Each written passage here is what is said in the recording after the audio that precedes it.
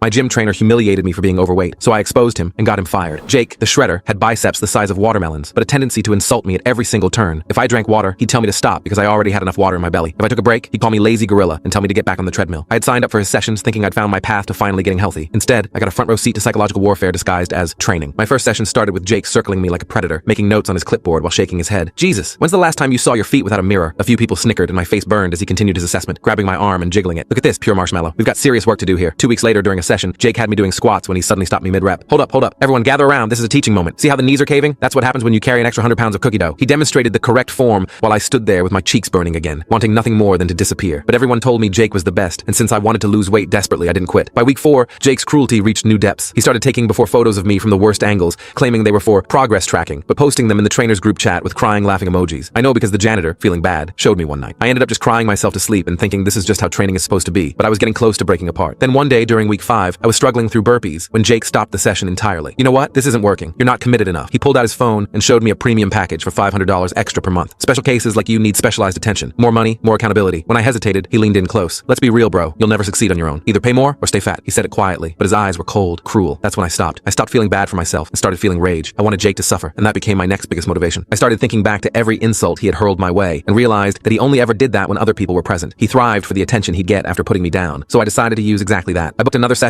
but this time I placed my phone strategically behind my water bottle holder with the camera facing out. Jake started his usual routine, but this time I was ready. I deliberately struggled with a simple exercise, knowing exactly what would come next. Jake exploded better than I could have hoped. Are you effing kidding me? A toddler could do this better than you. He kicked my water bottle in frustration, right into my phone's view. You're pathetic, you know that? I've trained pigs with more potential. He grabbed my arm hard enough to leave marks. Maybe if you weren't such a fat piece of shit, you'd actually make progress. He went on for 3 solid minutes, unleashing every cruel thought while my phone captured it all in crystal clear HD. That night, I edited the best parts of the video together and sent it to the gym's management along with a single line of threat. If I see Jake at the gym again, I will post this online and tag your gym's name. The corporate response was exactly as I had expected. They would throw anyone under the bus to preserve their reputation. First, they sent me a refund for every dollar I had spent on memberships, and then assured me that Jake would be dealt with. By the next morning, his face was off every promotional poster, and he was fired. But that wasn't the real satisfaction. I was offered a lifetime membership, so I decided to continue my journey in silence. And 4 days in, I got a pleasant surprise. Jake was bruised up and being dragged into the gym by 3 dudes who were even bigger than him. They looked right at me and introduced themselves as trainers from other gyms. This scumbag does not represent us or our culture. Then right in front of everyone, they made Jake kneel and apologize to me. I could see him fuming, wanting nothing more than to probably punch me in the face, but he couldn't. As soon as he said sorry, he was dragged back out and thrown onto the street. Those 3 amazing dudes offered to train me for free, and their actions gave me enough motivation to last for another 2 years. With their help, I lost more than 100 pounds and built enough muscle to boost my self-esteem to the level of a politician. As for Jake, gyms and clients from all over the city blacklisted him, after which he disappeared forever.